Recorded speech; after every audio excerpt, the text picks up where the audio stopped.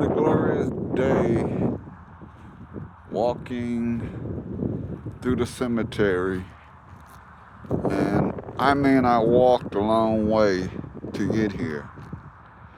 And the thing is, a lot of people say that I'm strange, I'm weird, and I'm crazy for walking through cemeteries. If you look at your YouTube, there's a lot of people that walks through the cemetery.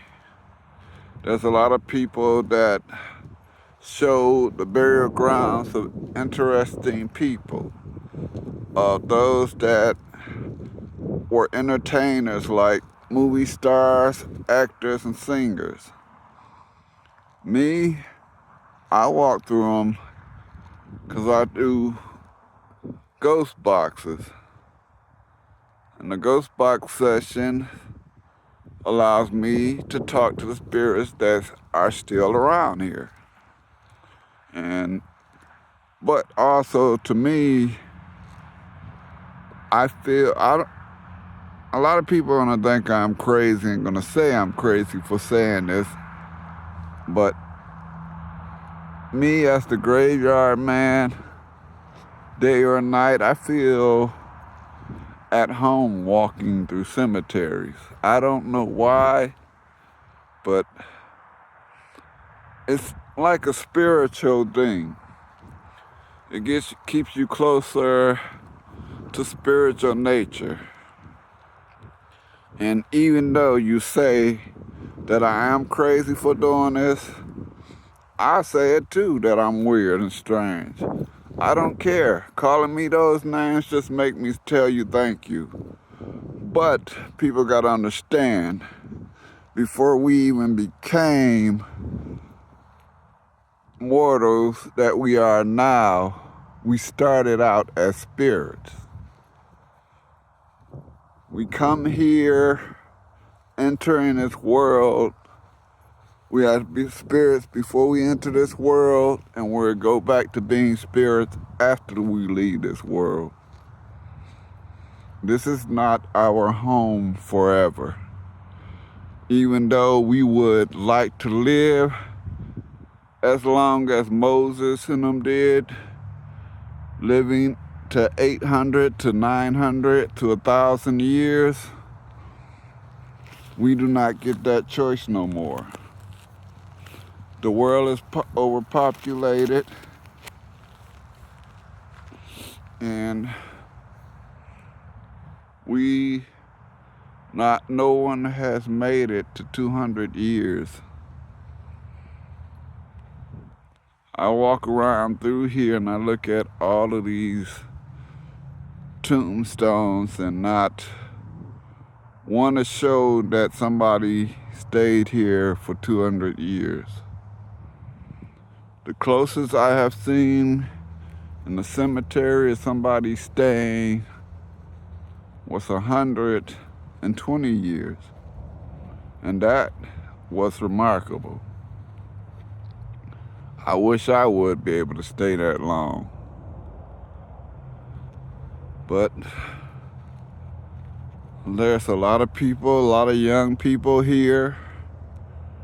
The most thing that hurts me is the fact that I seen, and it always hurt me when I see that there are children buried. That's the worstest part about the cemetery, when you see a young child buried. Some of them never made it past 5. Some of these people here never made it to 20. And some of them never made it out their 20s. And when you go at a young age, you don't know, you haven't really experienced life. Because you make it to your teens or make it to 20 doesn't mean you experience life. You ain't experienced life until you made it well past your 60s and 70s. When you work and then you retire, then you can say you experienced life. But I do feel at home in cemeteries. But me, to let everybody know the truth about me, I am not a bad person. I was goth since I was 10 years old.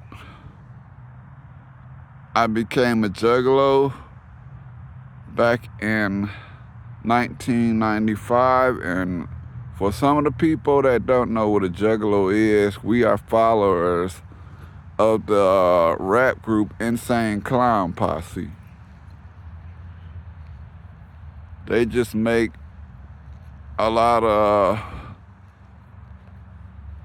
raps that a lot of people wouldn't understand and like, but they are just raps for fun. They are called horrorcore raps, but like they said, it's just raps that don't make sense that they like making. And they're good. They are good. And I do listen to goth bands, I do listen to rock, I do listen to R&B, I do listen to pop. I listen to all kinds of music. I don't listen to that much jazz, but I do like instruments.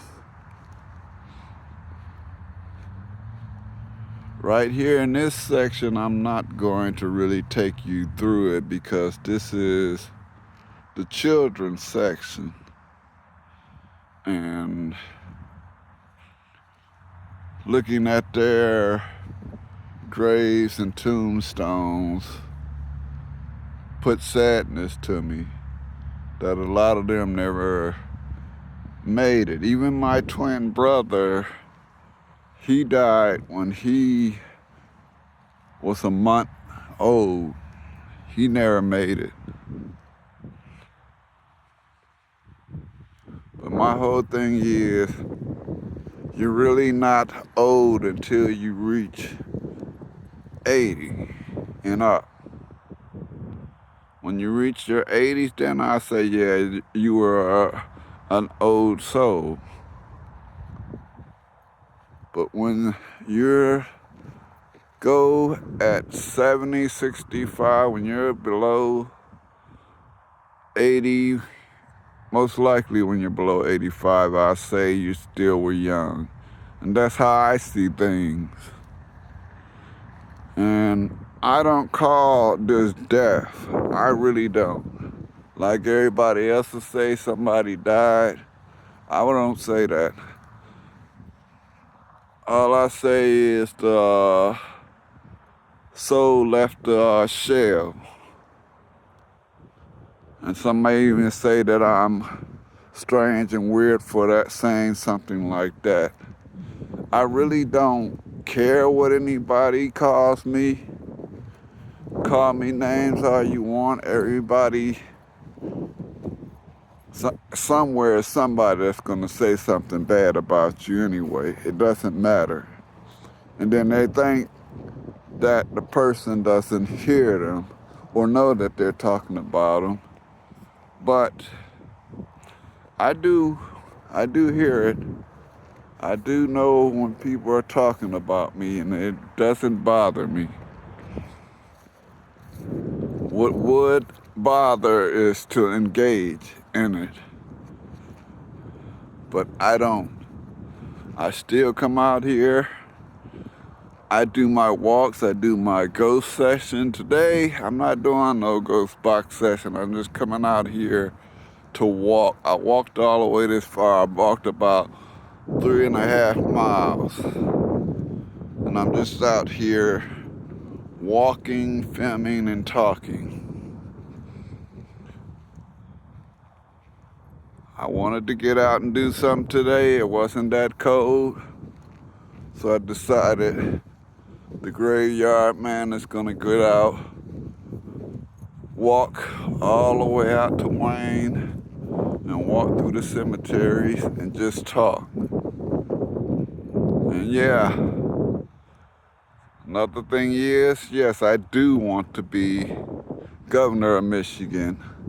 I've been thinking about that for a while. People are not living right, are not able to live right no more. Everything is high price.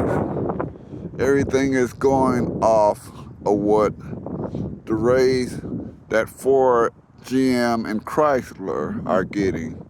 But the world here needs to remember that not everybody around the world works for GM, Chrysler, or Ford. Rent is too high. People, mortgages are too high. Lights and gases are too high. Even food prices are too high. And I'm here to become governor just to help everybody live better by dropping it down. I would keep rent. I would make rent that nobody can go over $550 in rent. I would drop mortgages down. I would drop everything back to where it was back in the 70s and 80s. Because it's crazy to the fact that people out in Ohio are living good. 2-bedroom apartment, big as a house, and they're paying $385 a month. I just heard that a guy got kicked out of his studio home and he was paying $900 a month. He got kicked out because he had to go to the hospital. That was wrong. Nobody should be able to get put out of a home because they were in a hospital. We need help with rent. We need help with a lot of stuff. And with me becoming governor, I would be the one that come in and change everything. But as being who I am now, I still do my paranormal investigations. If you need somebody to do a paranormal investigation, you can get a hold of me. I do not charge. If I do charge something, it'll be just somewhere like $10, $20 just to get something to eat and drink. But you can message me on here, my YouTube channel, or you can go to my email, which is graveyardtv@gmail.com, or graveyardtv1@gmail.com. I will get a hold of you. I will talk to you. I will let it be known, and I will come out.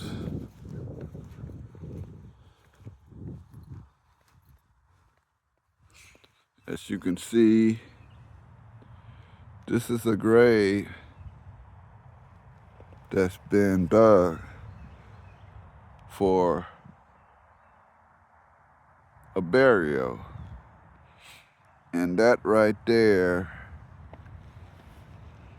that's already something, that's a tomb, that's a casket that already been buried. They went down a bit too far, I see.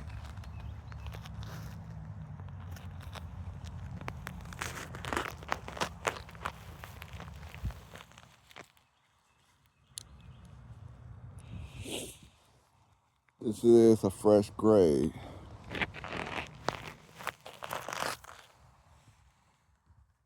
And that is someone that already been buried.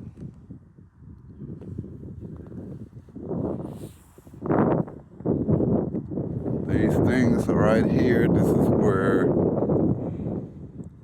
they put the caskets in and lock them in tightly to where no one can come with grave robbing. And it's good that they do that now.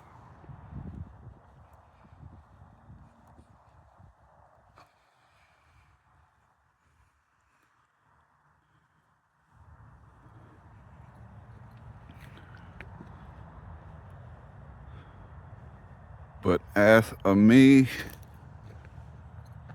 I'm the graveyard man. I'm a pastor at practice. I do not hurt nobody. I will not kill nobody. But I am trained to fight. And if somebody tries to attack me, I will fight to defend myself. I'm just not out here as somebody that goes around robbing people, stealing from people, hurting people, or even killing people. That ain't my life. That ain't what I would do. I would stand out here as your long as you don't cross me, I would be the best friend of ever to you. But there's too many people out here that just want money from me. Some of them either talk about me behind my back, or they'll call me names. I know, I've heard it all. People can say they ain't talk about me, but I've heard it all. People who I thought was my friends, I do know about them.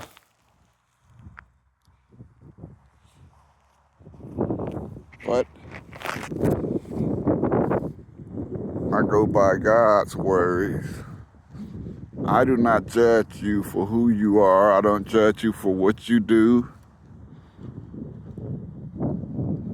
I don't do any of that. That's God's job to judge you. I do not even go with anybody talking bad about me. I don't even turn around and talk bad about them. I would not do that because that's not a reasonable way to do things. I stay to myself. I keep my comments to myself. I keep my ways to myself. I get out here, I do my ghost hunting, my spirit box session. As you can see here, somebody was living here. This was probably made as a fire pit. And there's a chair and a mattress, so which means that probably during the summertime somebody was out here living. Even if they weren't out here living, it's not my business of what they were doing out here at nighttime, but that's on them. Like I said, I don't judge nobody or what they do. That's God's job to do that. Jesus is the only one that judges. I just do what I do, and I stay to myself. And like I always say to everybody in the world, because I always end my sessions with these few final words. Go out in the world, give somebody a hug. And if you're out there and you're out there with anger towards somebody, drop the anger. I know a lot of people out there had a lot of exciting times with family, with friends, and they decided to be enemies toward each other. Just drop that enemy stuff. Go out there, be the bigger person to tell that person that you want the feud to end. You want to go back to being friends. Just stop it all. Because one day, you or them will end up here. We will all end up here. Sometime through our lifetime, we will end up here. So it's better to love and care for one another instead of being angered toward one another. So my thing is now, I'm signing off. God bless everyone. And have a Super Bowl Sunday, fun day.